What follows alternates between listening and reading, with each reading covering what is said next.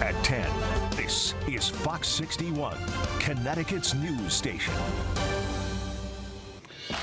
UConn Nation breathing a much-deserved sigh of relief tonight, knowing their back-to-back championship-winning head coach is coming back to Storrs. Thanks for joining us for the news at 10. I'm Brent Harden. And I'm Sarah Sanchez. Dan Hurley has been the talk of the professional basketball world. Rumors were swirling that the men's basketball coach was considering a move to Los Angeles to become the Lakers head coach. Well, tonight those rumors are dead. Fox 61 sports director Jonah Karp has been following it all from the very first rumors all the way to today's big announcement. So, Jonah, boy, what a wild couple of days it's been, huh? Wild's a good word, Brent. And now we can all move forward with our lives. This all came and went very fast, but the tight-lipped nature of this whole thing slowed the timeline down a bit, between Dan Hurley flying out to L.A. to meet with the Lakers to speculation that maybe the deal would be north of $100 million, to Dan Hurley going to a Billy Joel concert with Luke Murray. Oh my goodness, what could it mean? The Piano Man at the Garden must be some indication that Dan Hurley isn't leaving for the West Coast, right? What's more East Coast than Billy Joel in the heart of New York City? Well, now we have a conclusion to the saga that was the Dan Hurley to the Lakers will they, won't they relationship. Hurley put out a statement saying, quote, "I'm humbled by this experience. At the end of the day, I'm extremely proud of the championship culture we've built at Connecticut. We met as a team before today's workout, and our focus right now is on getting better this summer and connecting as a team as we continue to pursue championships." End quote. So there you go. The three-peat is on. Hurley continuing what he started. Let me tell you, it was a lot of fun covering the Huskies this year en route to another title. And while I was in Arizona, this guy to my left, Jake Garcia, was in Storrs getting the pulse of campus throughout that ride. And he was back in Storrs today. Hi, Jake. Yeah, definitely a different feeling since school's out, but it's definitely music to UConn Nation's ears. A sigh of relief across UConn Nation tonight as Hurley announces that he will in fact return at the helm next season. Fans say since the news broke last week, they've been anxious about this decision, but that anxiety has now turned into celebration. School's out for summer at UConn, but that didn't stop a small group of fans from gathering outside of the Worth Basketball Center on the UConn Storrs campus to celebrate Dan Hurley's decision.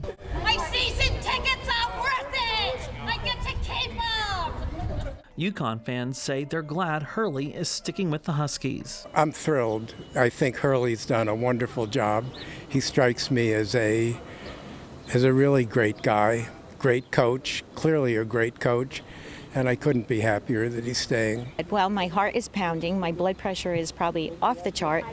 I am so relieved. I'm so pleased. I'm so excited because it's going to be another amazing year of UConn basketball. Biazzi says she thought she was dreaming when she heard about the Lakers' offer. Sports Center was on the TV, and I woke up and just yelled, "No!" And my husband said, "You heard that?" I said, "Not a great way to wake up." And then I let it process, and I went, he's not going to go. He's not going to go. He does not want to coach Lakers, live in L.A. While many thought the dollar amount alone would drive Hurley to L.A., they say they respect his decision to continue on at UConn. It's fantastic to see a man who has principles and has found a place where he can make a career and a mark, as opposed to take the money and run. Some say they know it had to be a tough decision. Let me put it this way. I'm glad I didn't have to make that decision.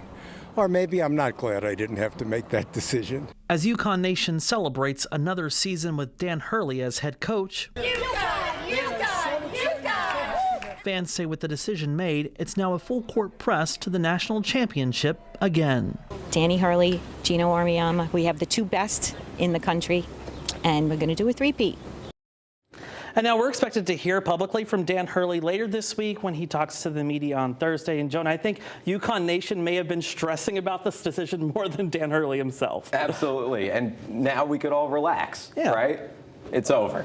Yes. Well, we'll have more on Dan Hurley returning to UConn coming up later in the show. And also, if you stick around, Jake and I will do our rendition of Soul Man from the Blues Brothers. Hey, you never know. Brent, Sarah, back to you. That'll be good. Tough act to follow You know, there. one of the things that Jake just touched on, we spent a lot of time talking about the merits of the two possibilities. Yeah. Go to LA for the money, stay here for the possible three-peat, but it had to have been an agonizing decision for him. Absolutely. You know that he sweated bullets over this To and move finally up. came to a decision that's making a lot of people around here happy. To move up to the NBA, Yeah. I mean, what Yeah. an honor for Yeah. him. Yeah, hard decision there, but I think he's still doing pretty well here Yeah, in Connecticut, he's- right? As we said, he's going to be able to make ends meet if he Yeah, stays we think here. so, yeah. All right, time for a first look at the forecast now. Great start to the week, but it's looking a little more of what Rachel calls unsettled. Yeah, ahead of the weekend. Those are eventually. those fancy meteorologist terms you're throwing around there, I Brent. don't think it gets unsettled until Friday, so we Oh. got some time before that ends up happening. The next couple of days are going to be nice and comfy. We'll see similar skies to today, meaning a mix of sun and clouds, and then we warm things up as we head towards the end of the week, and then we'll get that unsettled stuff in here. Temperatures right now are in the middle to upper 60s from Hartford to New Haven. It's a beautiful night ahead if you and the people in your home have that conversation. Do we want to open the windows tonight, or do we want to close them and put the AC on? If that's you, I recommend keeping the windows open tonight. We've got overnight lows dropping back into the 50s. It's going to be nice and comfy and refreshing on your way out the door tomorrow morning. So that's what we'll see. Temperatures beginning in the 50s to start off the day. We'll see partly cloudy skies to start. By lunchtime, we're close to 70, and we'll see high temperatures climbing into the lower to middle 70s as we head towards the late afternoon. There's a slight chance for a sprinkle, but that's about it. Wednesday's similar, but each day this week is a few degrees warmer than the day before it, and then the heat and humidity are on for Thursday and Friday, but that looks like nothing compared to what we may have down the line for next week. We'll explain coming up. All right, Rachel, thank you. Developing tonight, Hartford police are still investigating after a man was shot this morning. Police say it happened on Lawrence Street at 11:39 a.m. They say the victim was a man in his 20s. He was found on the scene and taken to the hospital. Police say he is listed in stable condition tonight and is expected to survive. No word yet on any arrests. A 35-year-old Norwich man appeared before a judge today accused of a deadly hit-and-run in Griswold. Police say Franklin Post sped through a stop sign and slammed into another car with 3 people in it, then ran away. Charlotte DeGrotto from Branford was in the back of the other car. She was taken to the hospital where she died. She was only days away from her 97th birthday. According to surveillance video, 3 men jumped out of the car after the crash, grabbed a few things, and then took off. We heard a loud smash, and I said, that can't be good. It was pretty awful, you know, just the accident itself kind of was almost like surprised the car didn't flip over. Investigators say they found Post in the woods near an apartment complex. He admitted to police that he had smoked marijuana and was falling asleep at the wheel. Post faces 7 charges, including driving under the influence. Post has 6 pending cases right now in court. His last arrest before this was in April. His bond is set at $1.5 million. Police in New Haven identified the man killed in a shooting Friday night. 47-year-old Markel Lewis was shot on Clover Place. He later died at Yale New Haven Hospital. A 20-year-old man was also hurt in that shooting. Police say he was shot in the foot, but is expected to survive. So far, there have been no arrests, and police are asking anyone with any information on what happened to come forward. Also in the Elm City tonight, the New Haven School Board met this evening to address a massive deficit in next year's budget. Jobs and services for students that teachers call essential are on the line. Fox 61's Kaylee Collins was at that meeting tonight and joins us live in New Haven now with how the district is planning to manage the issue. Kaylee. Brent and Sarah, good evening. Yes. Potential solutions were laid out here at the Ross Woodward School in New Haven, where they're expecting nearly a $12 million deficit. That's what the school board is dealing with heading into next year. School leaders say they're doing everything in their power to reduce the amount of staff layoffs. The clock is ticking in New Haven. And if we don't get the money to meet these needs, we are going to continue to have underserved children. As the public school district grapples to handle a large-scale budget deficit. This is not good for learning.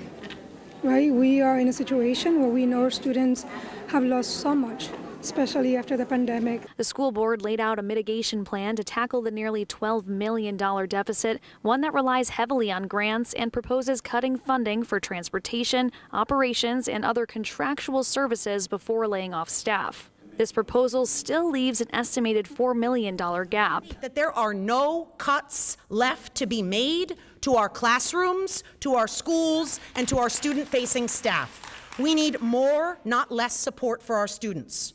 Now, this struggle is not unique to New Haven. Districts across Connecticut have had to cut programs and staff as federal and state funding dries up. Despite the trend, the school board's remaining optimistic. We are going to continue to pick up every rock and look under every single rock to see what dollar we can find, how we can extend the dollars.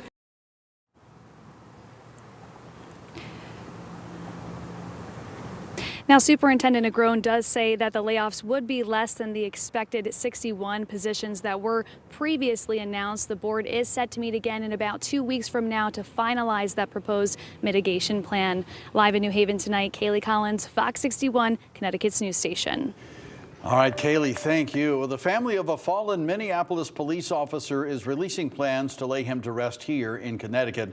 Officer Jamal Mitchell was ambushed last month. Mitchell grew up in New Haven and much of his family still lives in Connecticut. Wednesday afternoon, Officer Mitchell's body will be transported to Bradley International Airport.